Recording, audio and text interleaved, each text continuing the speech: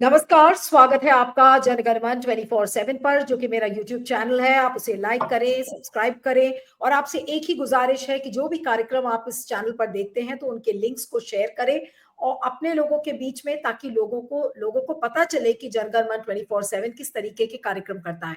अब बात करते हैं उस बदतमीज सांसद जिसका नाम है निशिकांत दुबे। और निशिकांत दुबे में कोई शर्म, कोई हया, कोई लाज कुछ भी नहीं बची है। और ना ही ऐसा लगता है कि वो एक ऐसा सांसद है जिसमें कि सुप्रीम कोर्ट को लेकर कोई भी सम्मान उनके मन में बचा हो। ऐसा लग रहा है कि सुप्रीम कोर्ट की धज्जियां उड़ाने की सुपारी उनको मिल गई है। अब हुआ क्या है, जो सुप्रीम कोर्ट बार एसोसिएशन है, उन्होंने एक रेजोल्यूशन पास किया है बीजेपी एमपी निशिकांत दुबे के जो हाल में जो दिए हुए कमेंट्स थे, उनको लेकर, उनको कंडेम करता हुआ एक resolution supreme court bar association ने भी पास किया है। और साथ में supreme court on record association, जो एडवोकेट्स ऑन रिकॉर्ड एसोसिएशन है, उन्होंने भी पास किया है। अब जो सुप्रीम कोर्ट बार एसोसिएशन का जो रेजोल्यूशन है, वो बिल्कुल साफ साफ कहता है कि the supreme court bar association condemns the actionable intemperate statement made by Nishikant Dubey, who apparently told ANI that the Chief Justice of India, Sanjeev Khanna, is responsible for all civil wars in the country. He further stated that Supreme Court is going beyond its limits. If one has to go to the Supreme Court for everything, then Parliament, state assemblies should shut down. This statement is not only defamatory but also amounts to contempt of the Supreme Court. This attack on the Supreme Court as an institution and quo the Chief Justice of India, Mr. Sanjeev Khanna, as an individual is unacceptable and must be dealt with in accordance with the law. We do hope that Attorney General, charged with the responsibility of protecting the Constitution and the laws, who has reportedly received a petition seeking consent to proceed for criminal contempt against Mr. Nishikant Dubey, will grant consent to protect the dignity of the institution and the dignity of the Chief Justice of India. तो ये resolution है supreme court bar association का। लेकिन अगर आप देखें तो निशिकांत दुबे अपनी बदतमीजी से बाज नहीं आ रहे हैं और उन्होंने एक और चीफ जस्टिस ऑफ इंडिया जो रह चुके हैं और उनका जिक्र किया। और वो चीफ जस्टिस 1967 और 1968 में देश के 10वें चीफ जस्टिस ऑफ इंडिया थे, जिनका नाम है जस्टिस वांचू। और जस्टिस वांचू के बारे में वो कटाक्ष करते, कैलाश नाथ वांचू उनका पूरा नाम है, जिनके बारे में उन्होंने कहा कि वो एक ऐसे चीफ जस्टिस थे जिनके पास लॉ की डिग्री ही नहीं थी और वो भारतीय सिविल सेवा यानी कि इंडियन सिविल सर्विसेज के अधिकारी थे और उसकी पृष्ठभूमि में वो न्यायपालिका में आए थे। यानी कि वो फिर से एक चीफ जस्टिस ऑफ इंडिया का, जो पहले के चीफ जस्टिस है, उनका मजाक उड़ाते हुए नजर आ रहे हैं। तो निशिकांत दुबे के बारे में अब क्या कहा जाए और उनको क्या सजा हो सकती है, इस पर हम बातचीत करेंगे। हमारे साथ independent media analyst Siddharth Sharma इस समय है। सिद्धार्थ, आपका बहुत बहुत स्वागत है। Thank you so much for joining. Supreme court bar association और supreme court advocates on record association का जो ये रेजोल्यूशन है, प्लस जो निशिकांत दुबे की जो ऑन गोइंग बदतमीजी है, मैं तो उसको ऑन गोइंग बदतमीजी कहूंगी कि उनको कोई मलाल नहीं है। और जिस तरीके की बातें उन्होंने कैलाशनाथ वांचू के लिए कही, जो कि 10वें चीफ जस्टिस ऑफ इंडिया थे, तो आखिर जाहिर सी बात है कि वो ये काम जानबूझकर कर रहे हैं और इनको कौन शय दे रहा है? जी देखिए, सुप्रीम कोर्ट ने तो इस चीज को ऑलरेडी संज्ञान में ले लिया है और दुबे जी का केस अगले हफ्ते उन्होंने हियरिंग के लिए ले ली है। तो इसका मतलब ये है कि जिस तरह से बाबा रामदेव जी के साथ हुआ, हमको ध्यान है, कल ही बाबा रामदेव जी ने आधा माफीनामा मांग लिया था।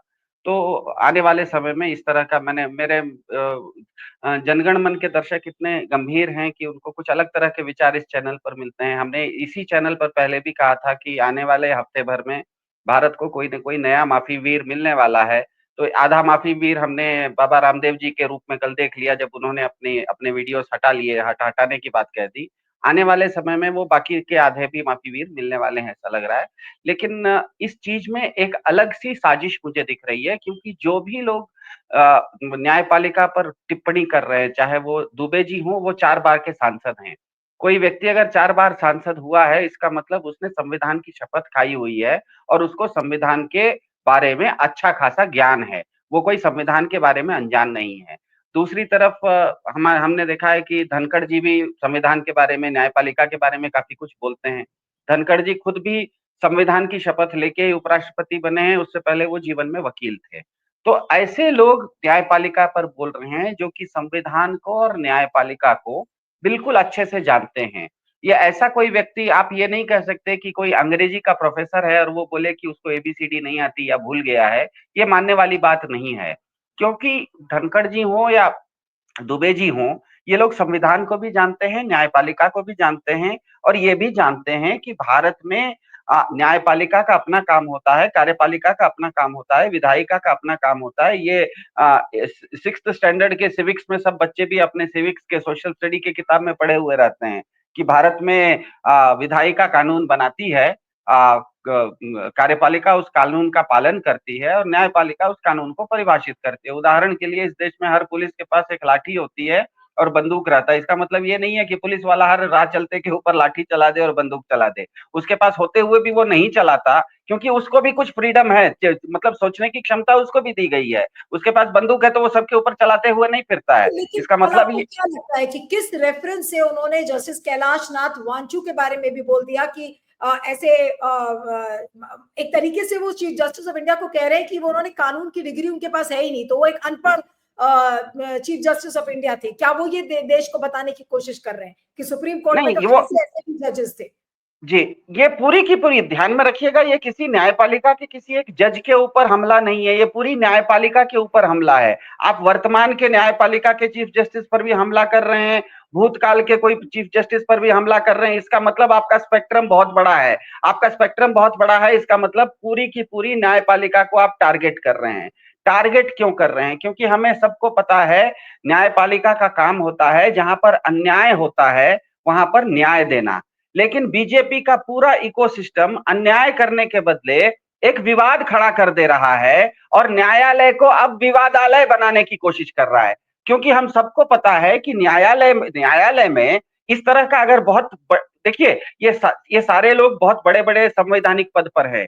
इनके तरह के लोग अगर कुछ स्टेटमेंट दे देंगे तो स्वाभाविक है कि एडवोकेट एसोसिएशन हो या दूसरे वकील हो या पीआईएल के माध्यम से हो, इस विषय को जल्दीबाजी में केस फाइल किया जाएगा और हफ्ते 10 दिन में इसकी सुनवाई शुरू होगी। तो इसका मतलब यह है कि न्यायालय को ये लोग एक ऐसे केस में फंसाना चाह रहे हैं, विवादालय बनाना चाह रहे हैं। क्योंकि इसका एक दूसरा पहलू यह है कि इस देश में 3 करोड़ 64 लाख लोग न्यायालय में हैं, उनके केस न्यायालय में पेंडिंग हैं, वो न्याय के इंतजार में बैठे हुए हैं। और इन 3 करोड़ 64 लाख केसों को सुनने के लिए भारत में केवल 21,000 जज है। इसका मतलब है हर जज के ऊपर आज के डेट में 1650 केस का जजमेंट देना बाकी है। तो इसका मतलब जो सामान्य नागरिक है, 3 करोड़ 64 लाख, वो लोग ऑलरेडी न्यायालय के डिले से, न्यायालय में जो देरी हो रही है उससे वो थोड़े से परेशान हैं। अब ये जो शगुफा नया ये छोड़ देते हैं, अन्याय के बदले एक विवाद का शगुफा छोड़ देते हैं और न्यायालय इसमें अगर अपना समय लगाने लगेगा तो इसका मतलब है जो पुराने जो लोग हैं उनके केसेस के बदले इन केसेस को हियरिंग होगा। तो धीरे धीरे इनकी ये साजिश है कि सामान्य जनता में न्यायालय के बारे में एक एक तरह का अविश्वास जागृत हो कि हाँ भैया, इस देश में तो न्यायालय में जाते हैं तो काम बहुत डिले हो रहा है। वो बीजेपी के समर्थक गण हैं, मैं उनके कुछ ट्वीट्स देख रही थी, वो बड़े हैरान करने वाले हैं। जैसे कि वो लिखते हैं कि अरे आप निशिकांत दुबे को टेम नहीं कर सकते, जैसे कि कोई वो जानवर है और उनको टेम नहीं किया जा सकता। He is a single man army in himself who is single-handedly exposing the double standards of judiciary and Congress। अब बताइए, जो निशिकांत दुबे के सपोर्टर्स हैं और बीजेपी के जो सपोर्टर्स हैं वो इस तरीके से उनकी हिमायत कर रहे हैं, तो अब ऐसे में क्या करें? हाँ, क्योंकि वो चाह रहे हैं कि सामान्य जनता, जो 3 करोड़ 64 लाख लोग जिनके केस पेंडिंग हैं, उनके मन में और ज्यादा न्यायपालिका के बारे में अविश्वास जागृत हो। क्योंकि न्यायपालिका पर तो कोई भी अटैक कर सकता है। अब निशिकांत दुबे जी भी अटैक कर रहे हैं, वो कोई एक दिनेश शर्मा जी या कुछ नाम था, वो भी अटैक कर रहे हैं, बाबा रामदेव जी भी अटैक कर दे रहे हैं, भारत के वाइस प्रेसिडेंट भी अटैक कर दे रहे हैं। तो रोज आप इस तरह से न्यायपालिका पर अटैक कीजिए तो जो इस देश में 3 करोड़ 64 लाख लोग जो फरियादी न्यायपालिका में इंतजार में है न्याय के, उनको भी सच में लगने लगेगा कि हाँ हाँ, इस देश में न्यायालय ठीक नहीं है। ये मेरे ख्याल से एक बहुत बड़ी सोची हुई साजिश है, जिसके तहत न्यायालय को एक तो पहले ओवरलोड कर दो, अन्याय के बदले विवाद में फंसा दो। दूसरी बात, वो जब ओवरलोड हो जाए और उसको वो जजमेंट देने में उसको समय लगने लग जाए, तो साधारण जनता के मन में एक सवाल उठ जाए कि हाँ भैया, ये लोग तो सही बोल रहे हैं, न्यायालय में कहाँ न्याय मिलता है। एक इसका छोटा सा 2 मिनट में एक उदाहरण दे देता हूं नीलू जी। 1 साल पहले मेरी मामी जी का बस स्टैंड पर चेन स्नैचिंग हो गया, सोने का चेन छिन गया। संजोग अच्छा था कि 24 घंटे के अंदर पुलिस ने चेन भी पकड़ लिया, चेन के चोर को भी पकड़ लिया, पुलिस स्टेशन में मेरी मामी को बुलाया और चेन की शिनाख्त भी हो गई। मतलब 24 घंटे में चेन वापस मिल गया। लेकिन अभी 1 साल गुजरने के बाद भी, क्योंकि वो मामला अभी तक कोर्ट में नहीं आया है, इसीलिए चेन इनके हाथ में नहीं आया, चेन कोर्ट के पास है।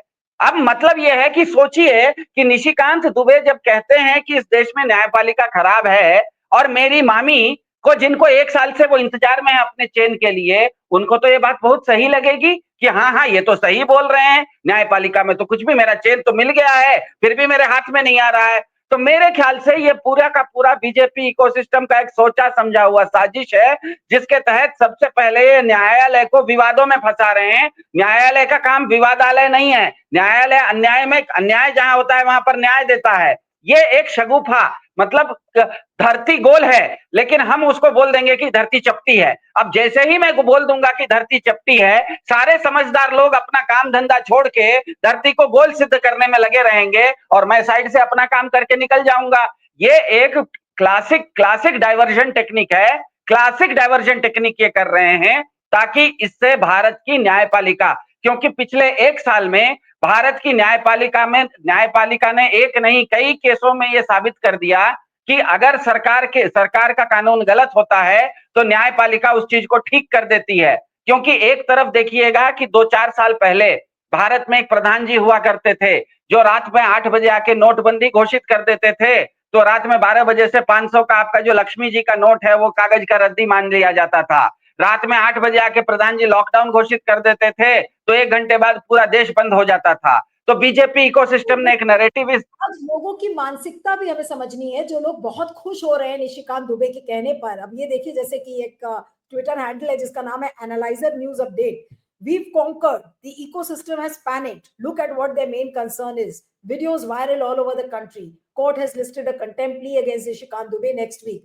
अब इस तरीके का एक जो रेवलेशन लोगों में दिख रहा है, जो समर्थन भी कर रहे हैं निशिकांत दुबे का और खुश हो रहे हैं कि भाई निशिकांत दुबे ने तो पता नहीं कौन सा जग जीत लिया है।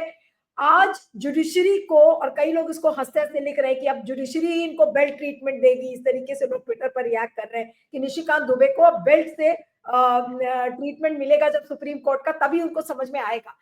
क्या आखिर सुप्रीम कोर्ट क्या कहेगा? इसको बहुत हल्के में तो सुप्रीम कोर्ट नहीं लेगा। नहीं नहीं, बिल्कुल सुप्रीम कोर्ट हल्के में नहीं लेगा। यही संदर्भ में कह रहा था कि पिछले 4-5 साल में भारत में बीजेपी इकोसिस्टम ने एक हवा बनाई थी कि भारत के प्रधान जी, पार्लियामेंट, प्रधानमंत्री, ये लोग जो भी बोलते हैं वो एकदम कानून बन जाता है, वो ब्रह्म वाक्य बनता है। लेकिन पिछले 1 साल से सबसे पहले इलेक्ट्रल बॉन्ड केस में पूरा का पूरा जुडिशियरी ने बीजेपी की फजीहत करवा दी, उनके बने हुए कानून को उसने निरस्त कर दिया।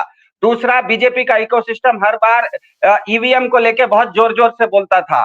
सुप्रीम कोर्ट ने ईवीएम के बारे में भी बोल दिया कि आपका ईवीएम का सिस्टम ठीक नहीं है, जैसा आप बोल रहे हैं, हम जैसा बोल रहे हैं वैसा कीजिए। उसके बाद इन लोगों ने जैसे जैसे लोगों को अरेस्ट किया था, चाहे वो हेमंत सोरेन जैसे लोग हों, चाहे केजरीवाल जैसे लोग हों, उन सबको छोड़ के जुडिशियरी ने बताया कि इस देश में जुडिशियरी ऊपर है, जुडिशियरी गलत कानून को भी सही कर सकती है। उसके बाद वक्फ कानून इन्होंने बहुत जोर शोर से लाया।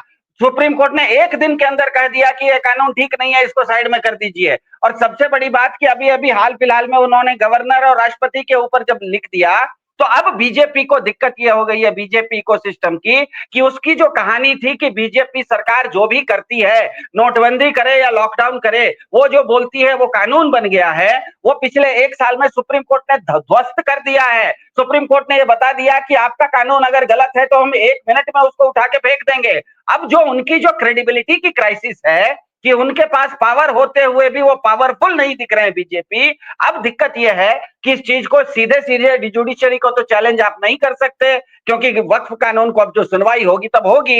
इसीलिए इन्होंने एक साजिश रची है कि जुडिशरी को, क्योंकि आप लॉजिकली हरा नहीं सकते हो, उसके सामने अपने आर्ग्यूमेंट में आप जीत नहीं सकते हो, इसीलिए जनता के बीच में जुडिशरी को बदनाम कर दो, जुडिशरी को एक बार बदनाम करने की साजिश कर दो, ताकि जनता में भी कुछ लोग बोलने लगे, मेरी मामी जैसे लोग, कि हाँ मैं क्या करूं, मेरा सामान तो पुलिस में मिल गया था, सरकार ने तो मेरा सामान खोज करवा लिया, लेकिन ये न्यायपालिका में 1 साल से मेरा सामान मुझे नहीं आया है। तो लोगों में जुडिशियरी के बारे में, न्यायपालिका के बारे में एक मोहभंग लाने का, डिसइल्यूजनमेंट लाने की ये एक कॉन्स्पिरेसी है। इसीलिए इस तरह के लोग जो कि जुडिशियरी की अच्छी समझ रखते हैं, बाबा रामदेव 2011-12 में उन्होंने जन आंदोलन किया था। मुझे दिख रही है सिद्धार्थ की ये सारी कोशिशें हैं कि भाई आप सुप्रीम कोर्ट को बंद करवा दो। सुप्रीम कोर्ट में आपका विश्वास नहीं है ना, आपके मन में जजेस पे विश्वास है, तो सुप्रीम कोर्ट बंद हो जाए।